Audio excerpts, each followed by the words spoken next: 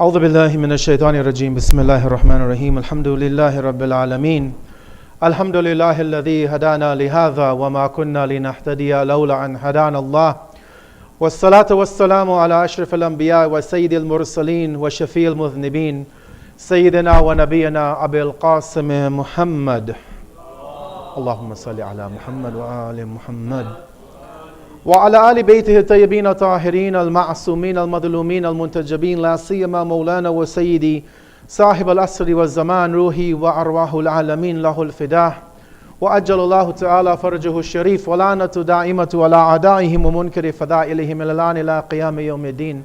أما بعد رب اشرح لي صدري ويسر لي أمري واحلل عقدة من لساني يفقهوا قولي.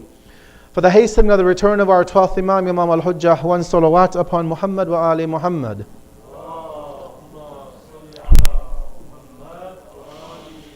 My dear brothers and sisters in Iman, Assalamu alaikum wa rahmatullahi wa barakatuh. This evening, I want to continue and tonight conclude the commentary of Surah Al-Qalam, chapter number 68 of the Quran. As you'll recall, this is the chapter that we began last year in the month of Ramadan. And tonight we'll come to the culmination and the conclusion by looking at the last two verses of this chapter of the Quran. And the theme that I want to look at under this verse, or under these two verses rather, are the spiritual attacks.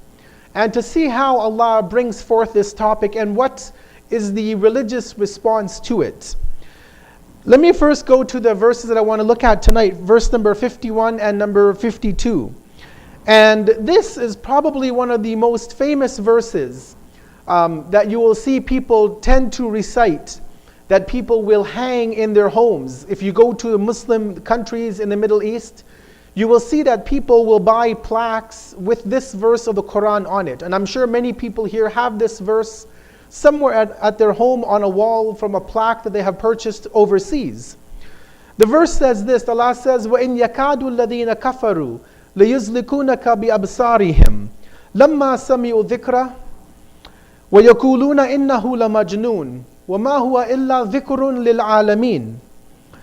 The translation really doesn't do justice to what Allah is wanting to convey. But the simple translation says that when those who disbelieve, now keeping in mind that this verse was revealed at the time of Rasulullah, Allah is speaking to the Prophet. And so Allah is telling Rasulullah that when those people around you who disbelieve, they would almost attack you with their eyes.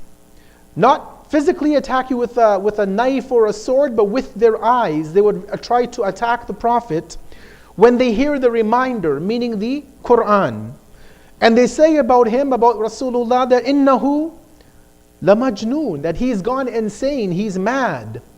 And Allah concludes it by saying that this Quran is nothing but a reminder to the entire universe, to all people for all time.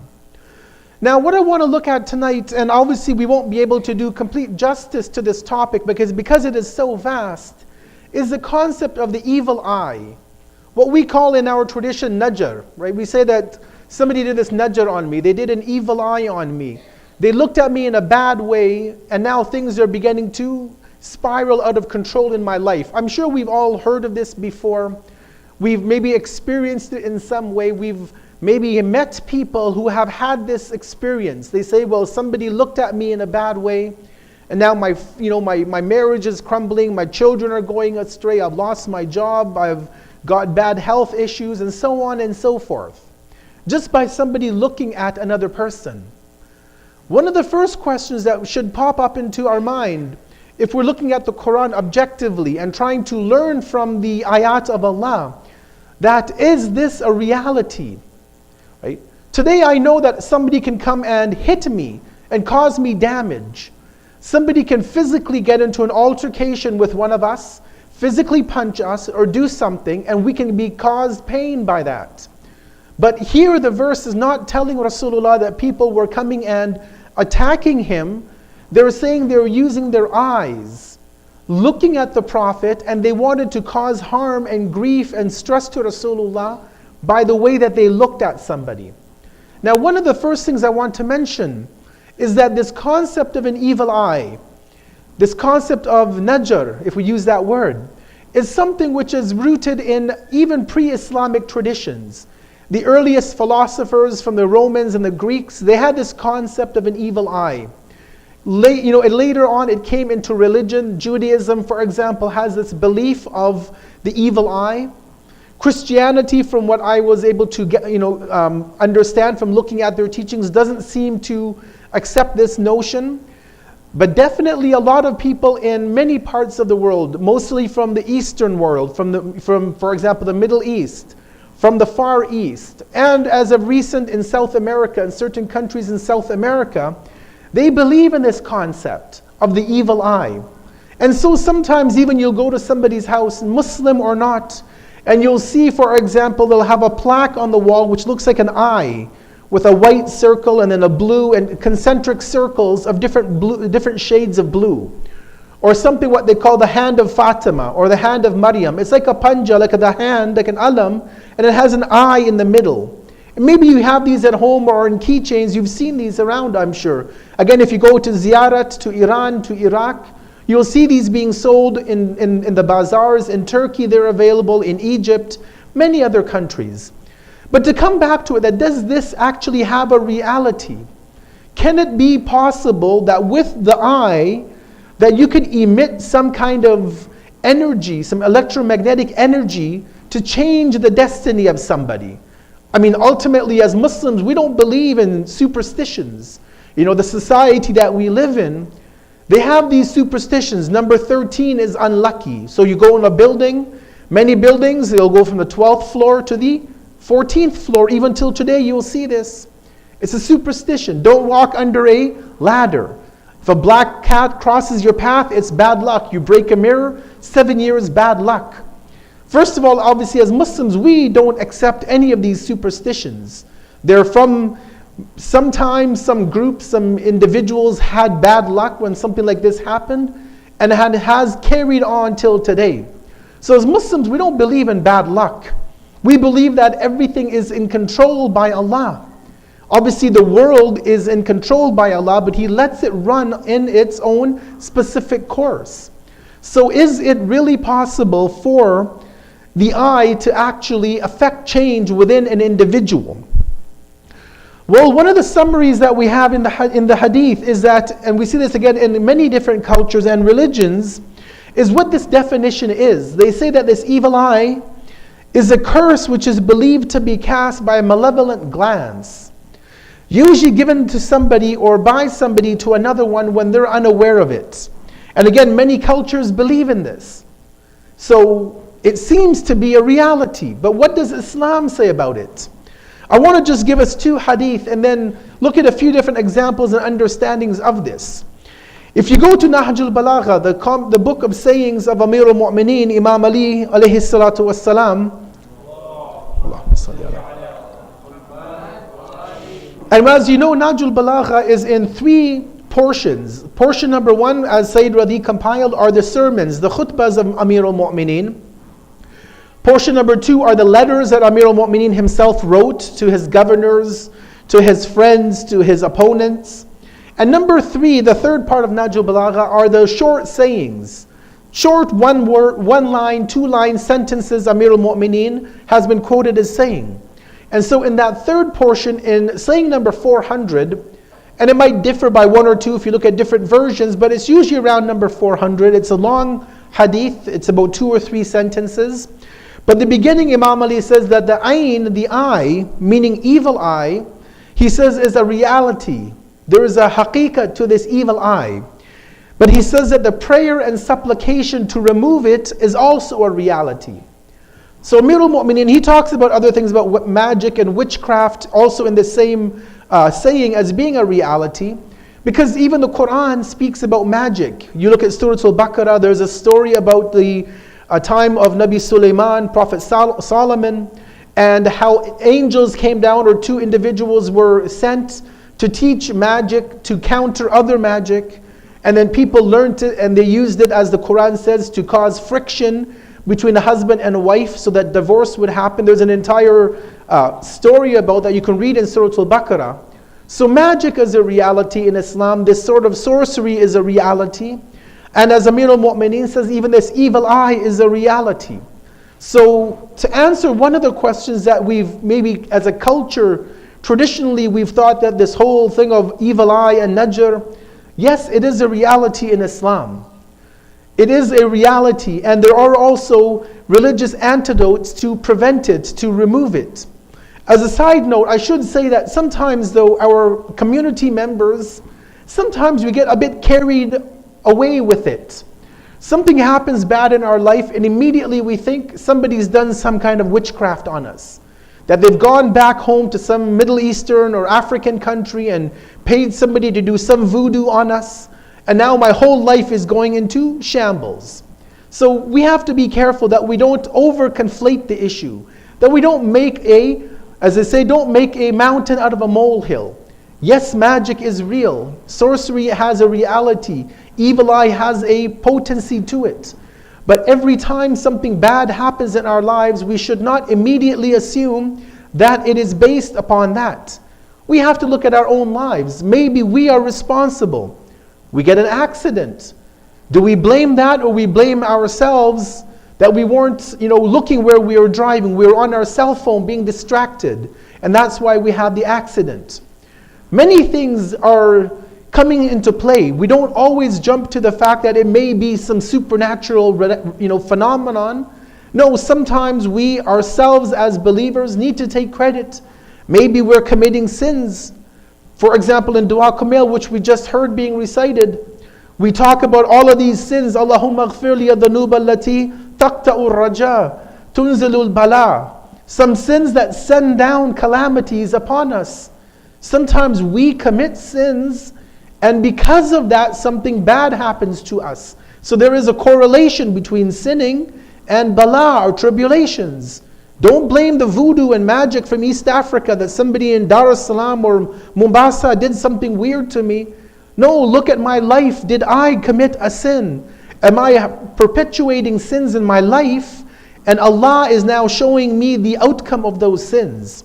So that's the first thing, and this is the hadith that we have from Amir al-Mu'mineen. In the second tradition, we have the following, where actually it was an event where Imam Hassan and Hussein alayhimus salam are young children, probably a few years old, because obviously they died when they were alive when Rasulullah was there, and they obviously saw Rasulullah, and when they were only about maybe 6, 7 is when Rasulullah passed away. So one day Imam Hassan and Imam Hussein alayhimus salam come to Rasulullah with Imam Ali alayhi salam. And what happens is that there was some issues with the children, they weren't feeling well, something was happening. And so Rasulullah gives them what we call an amulet, a talisman. What we call in our language, for example, a taviz. Right? We get these people that write taviz and du'as. Some of them are real, some of them unfortunately just take money from people. But this was a reality, that using this taviz, these du'as, and keeping it with you was a reality even by the time of Rasulullah. Right? It's not just a homemade tradition. Even ayat of the Quran, it's mustahab, for example, as a side note, to write Ayatul Kursi and keep it in your house, on your walls. There's barakah, there's blessings, there is protection from ayat of the Quran. And so this was actually a dua that Rasulullah made. He had it written. Imam Hassan and Hussein alayhimus salam would carry it with them. But Rasulullah actually read this dua for them. And look at what the dua says, where Rasulullah says, I seek refuge for the two of you, meaning Imam Hassan and Hussein alayhimus salam, in the complete words and the most beautiful names of Allah, all of them, from the evil of death and wild animals, and from every wicked eye. Again, that concept of that evil eye is there. وَمِن شَرِّ كُلِّ عَيْنٍ وَمِن شَرِّ كُلِّ عَيْنٍ لَامَّةٍ, and from every envious person when he shows envy. Right? وَمِن شَرِّ حَاسِدٍ إِذَا حَسَدٍ. Just like the surah of the Quran, where we seek refuge in Allah from hasad, from people who show jealousy. If envy wasn't dangerous, if it wasn't, something which could cause an effect to us, that is a supernatural, a metaphysical reality, that even that surah, the Surah Falak and Nas, would almost make no sense. Because why would we seek refuge in Allah from the hasid, the one who shows envy, when he envies? If jealousy had no problem, right, the green-eyed monster, as our kids might know him as, the monster that caused the envy in our lives, if being envious of somebody had no impact, why would that verse say, وَإِذَا حَاسِدٍ إِذَا حَسَدٍ? So that shows us that there is a metaphysical reality above this world. Science might not have been able to quantify it, to measure it, to actually determine, is the eye, evil eye, a reality? But even though science might not have come to that conclusion, Allah says in the Quran, وَإِنْ يَكَادُ الَّذِينَ كَفَرُوا, that when those who disbelieve might kill you with their eyes, there needs to be an analysis done. Maybe my Muslim scientists to see what is this reality. When Allah says, وَإِذَا حَاسِدٍ إِذَا حَسَدٍ, when I seek refuge in Allah from the jealous one or the envious one when they envy, there has to be some relation in my life with envy and what can happen to me, or what can happen to me if I show it, or what can happen if somebody becomes envious of me. Sallu ala Muhammad wa ali Muhammad.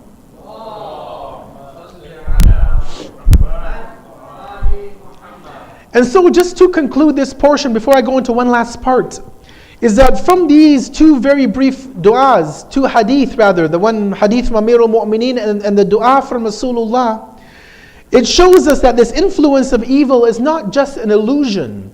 It's not just something that Muslims we think about and it's not a reality.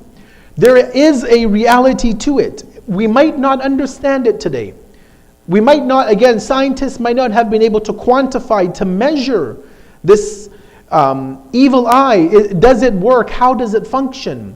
But because there are ayat of the Quran, we have to accept that it is a reality. Because we have hadith that talk about it, we have to accept it as a reality. Because we have du'as. We have many different du'as that talk to us about how to prevent it, about how to remove it if it's there. We have to realize it as a reality. It's not just a superstition from 14 centuries ago. Right? A lot of things exist within Islam that we don't know today why they're there. We can't understand a lot of our religion. Just very simple examples. I've probably mentioned them before, but it doesn't hurt to mention them again. People ask, why did Allah choose 2 rakat for Salatul Fajr? What is the reason, the rationale? Is there any scientific benefit to praying 2 rakat at a certain time of the day? Maybe not. Maybe there's absolutely no scientific reason behind that. But because of the fact that Allah said it, and we mentioned this a few months ago, that there's hadith that said that everything which is legislated in the Sharia, which is halal, which is recommended, or which is an obligation, is there because there's a benefit for us. And whatever is prohibited, whatever is haram, is because there is a harm for us. Maybe we can't quantify it. Why prayers are 2 rakat for dhuhr or for fajr, 4 rakat for dhuhr. We can't quantify that. We can't measure it. But if Allah stated it, there must be some benefit of it. And if no benefit, ultimately the benefit is that we followed Allah.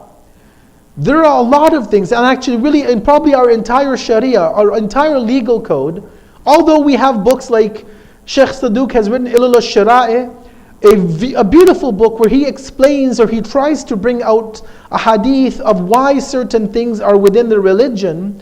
Why is rabbit meat haram, for example? He has hadith of why the rabbit is haram, and it's a very graphic hadith, so I don't want to mention it tonight. But there are a lot of details of why certain things are allowed, why they're not allowed. So maybe something like this, maybe it has a real scientific reality that up until now science has not been able to produce a response for. But maybe they just haven't bothered to study about it because it doesn't, benefit maybe many people. I want to conclude with a portion of a research report I recently read, and this is available, you can Google it online, written by an American researcher, Colin Ross, where he does this research paper. It's about 30 or 40 pages. And his hypothesis is, as he calls it, the electrophysiological basis of evil eye belief. So he wants to try to analyze this issue of the evil eye.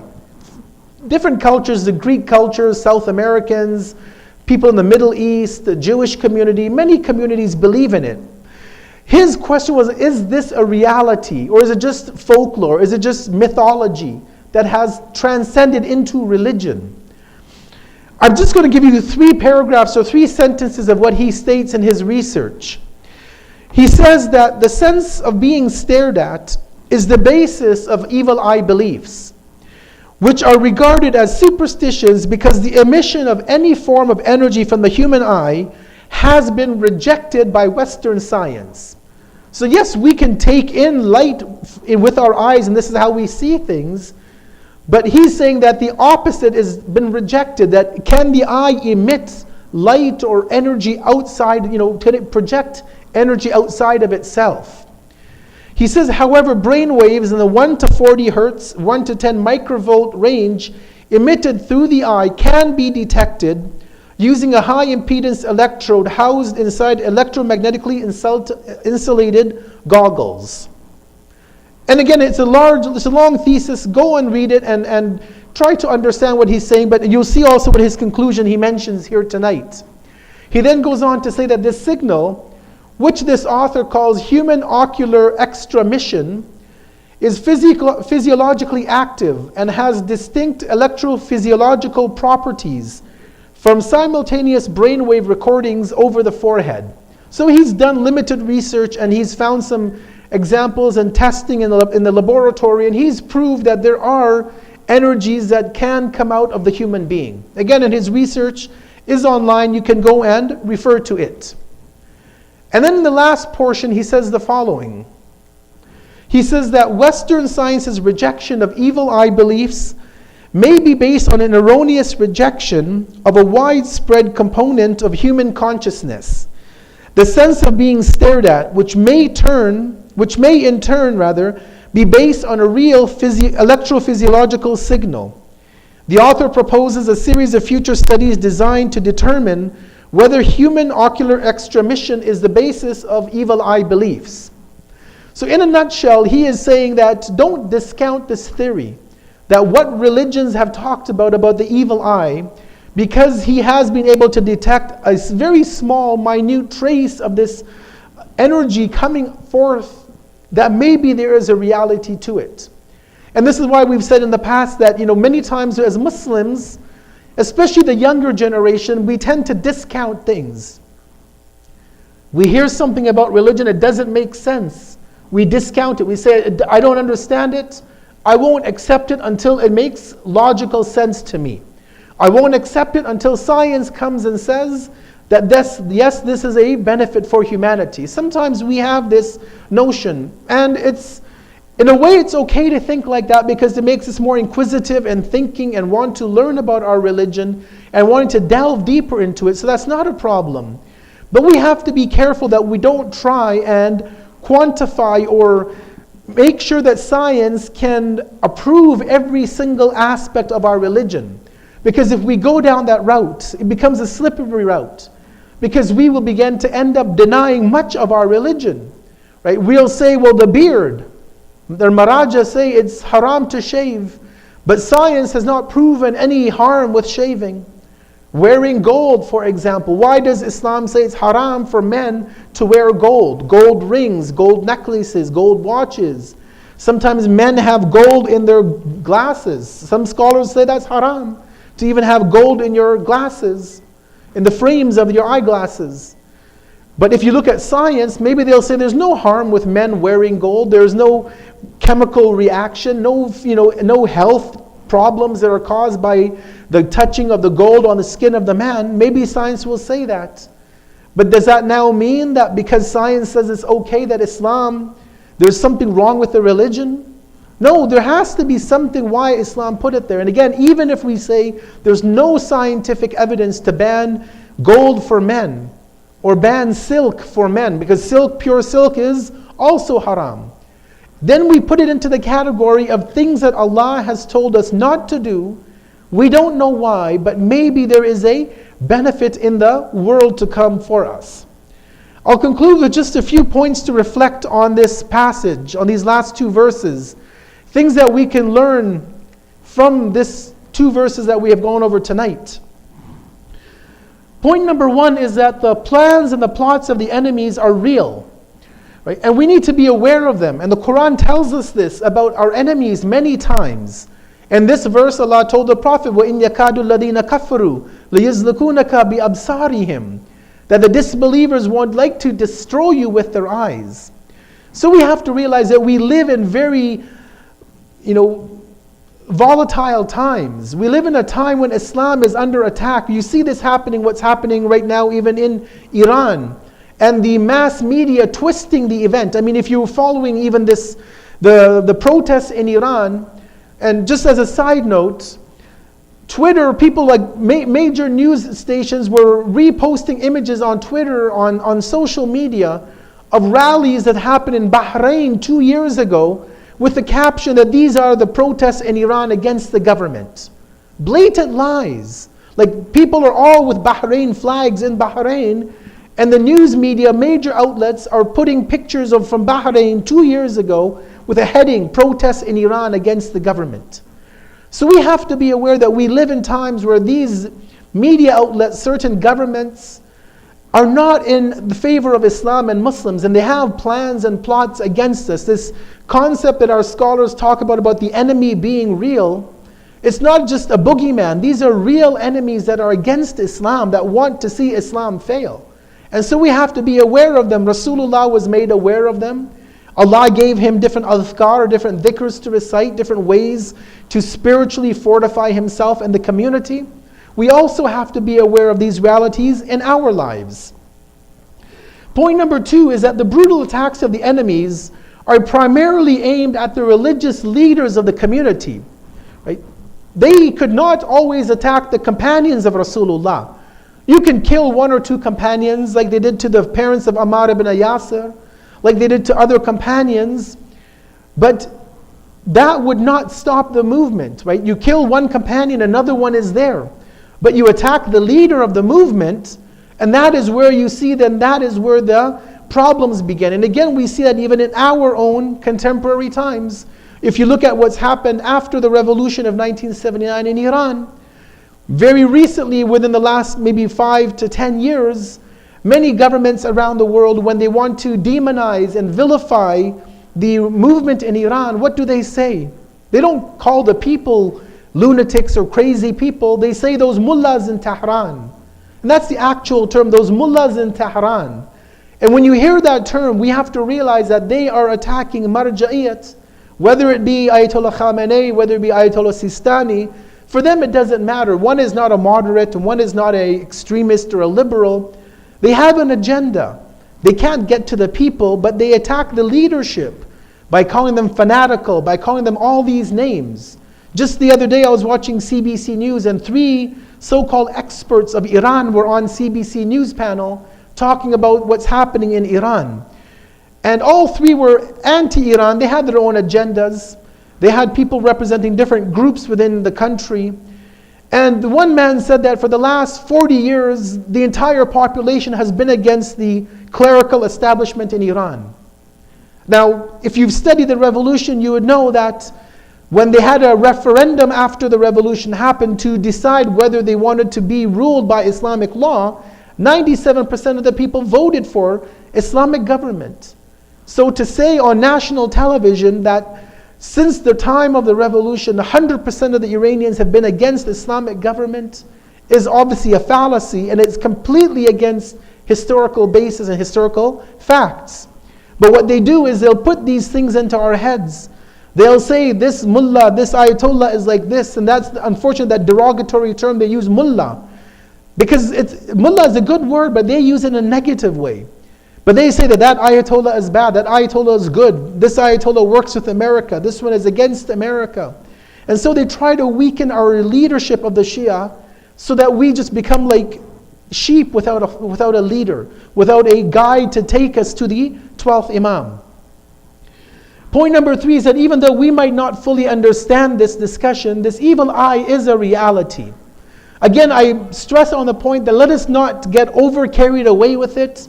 Let's not assume that just because something happened, immediately we go to this.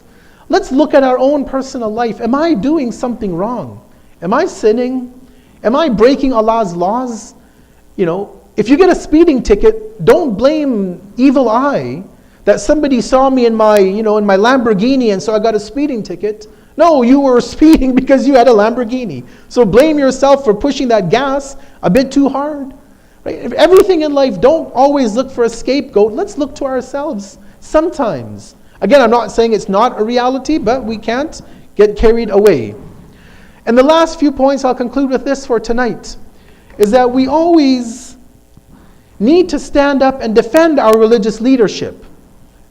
Both the leadership in general and our religious leadership.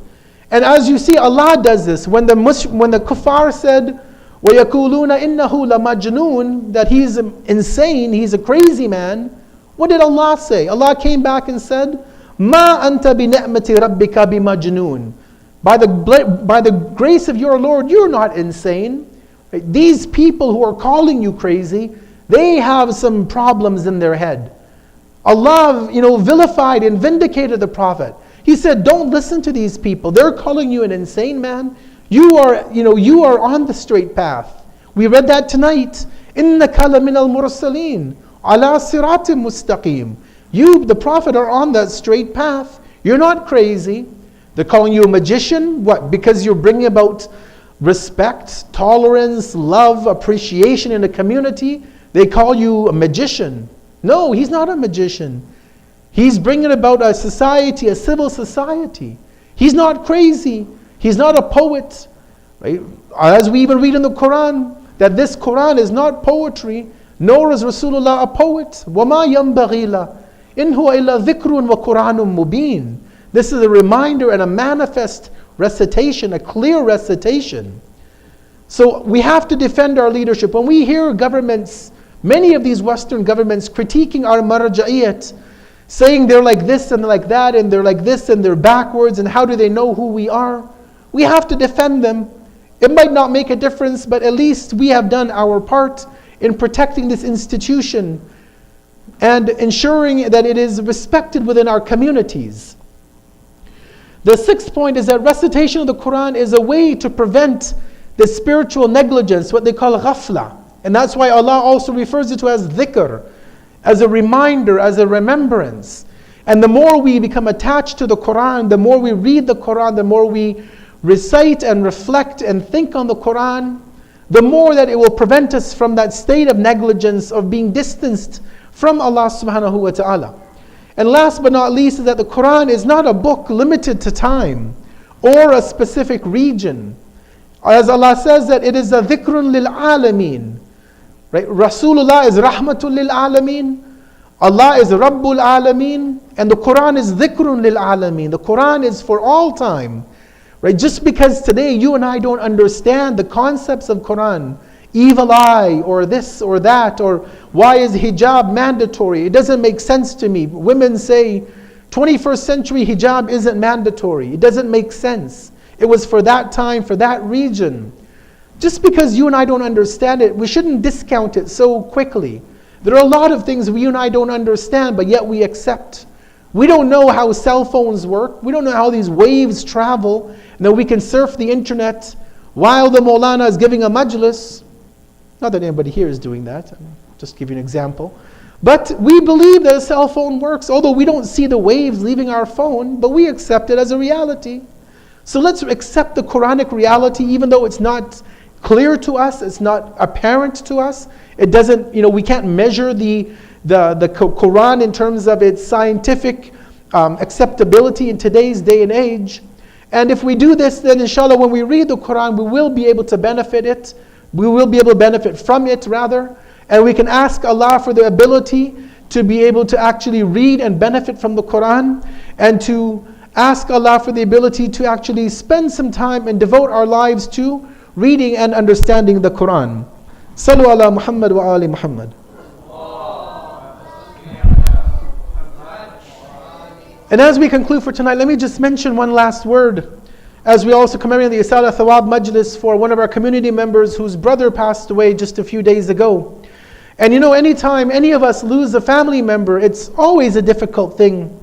It's never easy for anybody to lose a member, whether they are living close to them or whether they're hundreds of kilometers or thousands of kilometers away. Death is never an easy thing, but we always realize as we read in the Quran that inna lillah wa inna ilayhi raji'un. We all are coming from Allah. Allah was our starting point. And as we say that wa inna ilayhi raji'un, that we all are going to return back to Allah. This is a journey that each and every one of us will have to take one time in our lives, that we will all leave this world to go back to Allah. But obviously when we lose a family member, it hurts much. And especially when we're not there to be beside them, to be with the family, to share in that grief, it becomes even more difficult. But one of the beauties of the Ahlul Bayt alayhum salam is that they've taught us that no matter how much grief that we have, no matter how much we shed tears when we lose a loved one, we can always reflect back on Karbala. We can all reflect back on that tragedy of Ashura, and we see that everybody lost somebody in their life. Some lost their husbands, some lost their children, some lost their cousins, some lost their brothers. And when we commemorate these Isala Thawab Majlises, we remember the tragedy of Karbala and the Shuhada of Karbala alayhim salam. And especially when we look at what Lady Zainab alayhi salam had to lose. It wasn't just Zainab alayhi salam who lost one or two people. We know that Bibi Zainab alayhi salam on the day of Ashura, she had to see so many tragedies, one after the other after the other. Her sons Own and Muhammad go to the battlefield, and we know that those two young boys, they never come back after they bid farewell to their mother Bibi Zainab. We know that finally on the day of Ashura, in those hours after many of the young men had been killed, that Abul Fadl Abbas alayhi salam, he begins to be agitated. He's really wanting to go to the battlefield. He goes to his Mawla and his master, his brother Hussein. He says, give me the permission, Ya Abu Abdullah, oh my master, to go to the battlefield. Let me end these hypocrites' lives.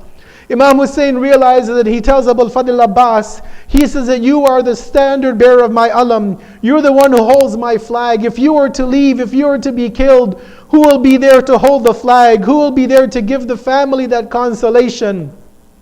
Eventually, finally, Imam Hussein tells Abul Fadl Abbas that if you really have to go, if you really feel the need to go, then hear those children crying, Al-Atash, Al-Atash. They're crying that they're thirsty. He tells him, go to the water, go to the Furat, go to the Euphrates and get some water for those children. Abul Fadl Abbas pays farewell to the children. He says goodbye to Bibi Zainab. He makes his way towards the water. As we know that tragic day of Ashura, when Abul Fadl gives his life, he makes it to the water. He jumps down off of his horse. He puts his hands into the water. He takes a scoopful of water in his hands. And then he remembers what the family is going through in the tents. And he recites those words of poetry where he says that, oh Abbas, he says that how can you drink water? How can you drink this cold, refreshing water while your family are suffering of the thirst of the desert of Karbala? He says that this is not the way of my religion. Abul Fadl Abbas throws the water back into the river. He takes the mushk, he takes the flask and begins to fill it up. As we know that he makes his way back to the camp. As he's approaching back to the camp, an enemy comes from one side. They begin to attack Abul Fadl Abbas. One of his arms is cut off of his body. He takes the water, he puts it in his other hand. As he goes a bit forward, another enemy comes and cuts off the other arm of Abul Fadl Abbas. He now has no arms. He has no arms, but he has the water he's still holding. He still has the alam, the flag of Hussein that he's holding with him. Eventually he begins to be attacked from all of the different directions. Be attacked, and he sees the enemies coming in from all different sides, throwing stones at him, hitting him with their spears, whatever they have. Eventually Abul Fadl Abbas sees that an arrow pierces the water bag. The water begins to come out of the bag. The water begins to go over the dirt of Karbala. At this point, Abul Fadl Abbas realized that he hasn't been successful. He hasn't been able to bring the water to the women, to the children who had asked him just for a few drops of water to satiate their thirst on the day of Ashura. وَسَيَعْلَمُ الَّذِينَ ظَلَمُوا أَيَّ مُنْقَلِبٍ يَنْقَلِبُونَ إِنَّا لِلَّهِ وَإِنَّا إِلَيْهِ رَاجِعُونَ. We ask Allah, through the Quran and through Abul Fadl Abbas and through the Ahlul Bayt alayhim salam, to accept this act of worship from us tonight. We ask Allah to give the thawab of this majlis to all of the marhumeen, especially those who have sponsored the majlis for tonight for their marhumeen. We ask Allah to put the marhumeen of all of those who have left this world from our community, our family, our friends, from the ulama, the shuhada, that Allah gives them all proximity to Muhammad and Ali Muhammad alayhim salam. We ask Allah to keep us all on the path of Islam and the path of the Ahlul Bayt, and that Allah hasten the return of our 12th Imam, Imam al-Mahdi, and that we can live to see the dawn of the time of the advent of Imam al-Hujjah. ربنا تقبل منا إنك أنت السميع العليم. صلوا على محمد وآل محمد.